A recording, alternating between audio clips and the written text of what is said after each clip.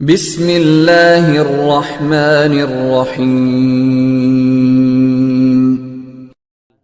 السلام علیکم دوستو، امید کرتا ہوں آپ سب لوگ خیریت سے ہوں گے۔ لاکھوں کروڑوں درود و سلام حضرت محمد صلی اللہ علیہ وآلہ وسلم کی ذات اقدس پر۔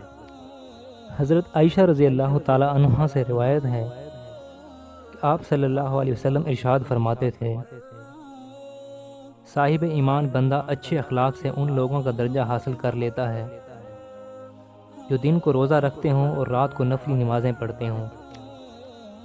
حضرت عبداللہ بن عمر رضی اللہ تعالی عنہ سے روایت ہے کہ حضور نبی کریم رسول اللہ صلی اللہ علیہ وسلم نے فرمایا کہ ایک عورت ایک بلی کے معاملہ میں جہنم کے اندر داخل کی گئی۔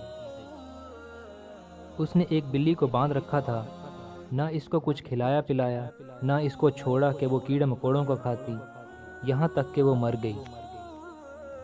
سیدنا ابن عمر رضی اللہ تعالی عنہ سے روایت ہے کہ رسول اللہ صلی اللہ علیہ وآلہ وسلم نے فرمایا، ایک درخت ایسا بھی ہے جس پر کبھی خزاں نہیں آتی، مسلمان کو اس درخت سے تشبیہ دی جا سکتی ہے، بتاؤ بھلا وہ کون سا درخت ہے؟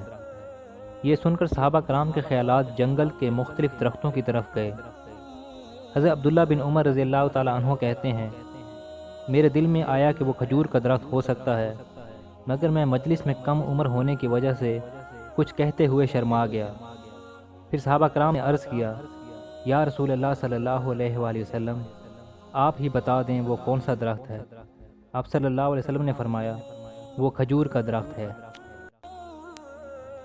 رسول اللہ صلی اللہ علیہ وآلہ وسلم نے فرمایا، جو شخص کسی مسلمان کی ایک مصیبت کو دور کرے، اللہ تعالیٰ اس کی قیامت کی مصیبتوں میں سے ایک بڑی مصیبت کو دور فرمائے گا، اور جو شخص کسی مسلمان کے عیب کو چھپائے، اللہ تعالیٰ قیامت میں اس کے عیب چھپائے گا۔